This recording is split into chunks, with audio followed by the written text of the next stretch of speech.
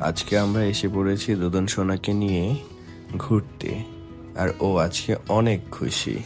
আর ওর এই 3 মাস বয়সের মধ্যে আজকে ওকে নিয়ে একটু আমরা বের হলাম, আর ও এই মোমেন্টটা অনেক এনজয় করছে আমাদের সাথে। আর এই ভিডিওটা যারা যারা দেখছেন, সবাই আমাদের দোদন সোনাটার জন্য আশীর্বাদ এবং দোয়া করবেন।